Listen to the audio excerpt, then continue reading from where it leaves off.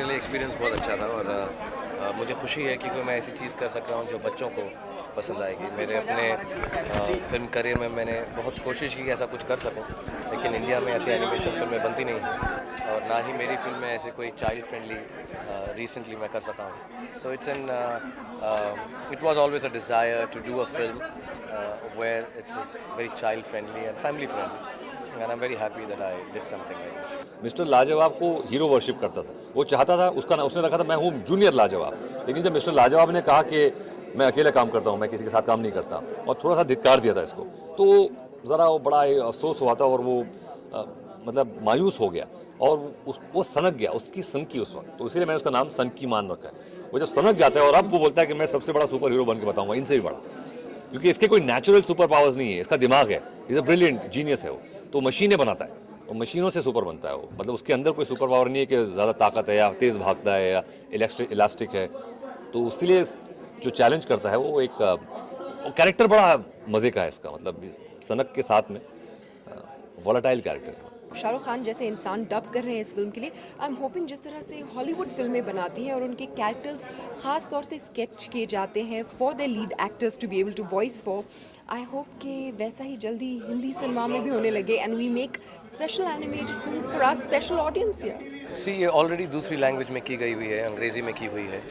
तो lip sync obviously एक बड़ा प्रॉब्लम रहता है, लेकिन जावेद ने बहुत अच्छी तरह से डायलॉग काफ़ी सोच समझ के, क्योंकि खुद एक्टर हैं, वो खुद बहुत डबिंग कर चुके हैं शायद, तो उन्होंने ऐसे अंदाजे से बनाई है कि लिप सिंक अगर ध्यान देकर किया जाए तो हो जाएगा, but still it is an effort. मैंने सिर्फ डिज्नी की एक पहले फिल्म की थी जिसकी जो थी जंगल बुक 2, जिसे मैंने लिखा भी था, और उसमें एक शेर खान का कैरेक्टर अदा किया था। उससे पहले मैंने ट्राई किया, मिकी माउस किया,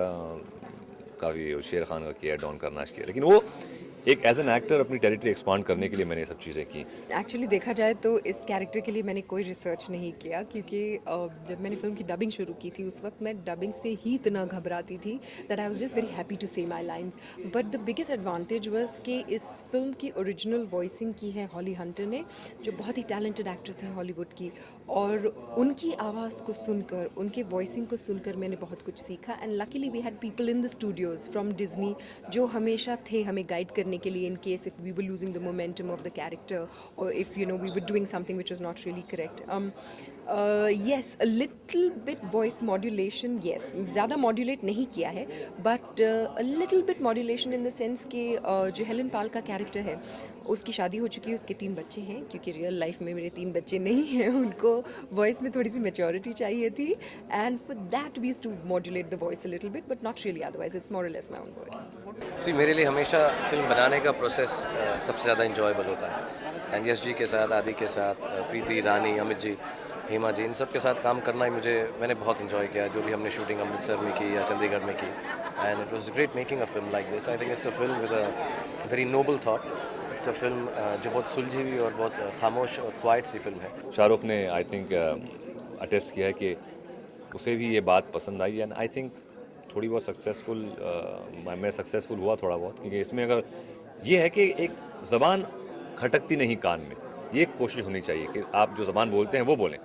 तो वो कोशिश हुई है, देखिए होपफुली इंशाल्लाह, लेट्स सी ऑडियंस क्या कहती है। सबसे पहले तो मैंने इस प्रोजेक्ट को इसलिए लिया क्योंकि ये एक डिज़नी प्रोजेक्ट है और they are huge all over the world. Secondly मैंने ये प्रोजेक्ट इसलिए लिया क्योंकि मुझे डबिंग से बहुत ज़्यादा डर लगता है and I wanted to conquer this fear. Thirdly मैंने ये प्रोजेक्ट इसलिए लिया क्योंकि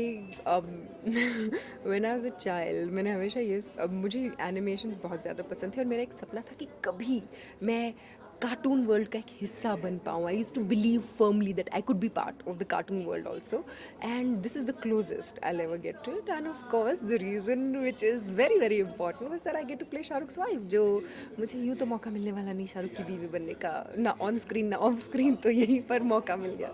हाँ, लेकिन इसमें ज़्यादा मुश्किल था क्योंकि शेर खान की आवाज़ जो थी नॉर्मल बेस आवाज़ थी, इसमें मुझे बहुत पतली करके आवाज़ करनी पड़ी क्योंकि शाहरुख से यंग लगना है आवाज़ को, तो उसके लिए मुझे बहुत, और उसमें वेरिएशन बहुत हैं, तो उस पतली आवाज़ में वेरिएशंस करना ज़रा मुश्किल था, तो काफ़ी आवाज़ में स्ट्रेन पड़ा उसमें मुझे, लेकिन मज़ा तो आया, चैलेंजिंग। जिस कैरेक्टर के लिए मैंने अपनी वॉइस दी है उस कैरेक्टर का नाम है इलास्टिक गर्ल। उसकी शादी हो चुकी है मिस्टर लाजवाब से, which means essentially she plays Mrs लाजवाब, जो कि हेलन पाल हैं। एंड उनकी स्पेशल क्वालिटी ये है that she can stretch herself, जिस तरह से उनका नाम है इलास्टिक गर्ल, वो अपने आप को पूरी तरह से स्ट्रेच कर सकती हैं। एंड उनके 3 बहुत खूबसूरत बच्चे हैं और 2 of them have very special super hero qualities. तेज़, उनका बेटा बहुत ज़्यादा तेज़ दौड़ सकता है और उनकी बेटी विनीता वो फोर्स फील्ड्स क्रिएट कर सकती है। So it's a family of super heroes.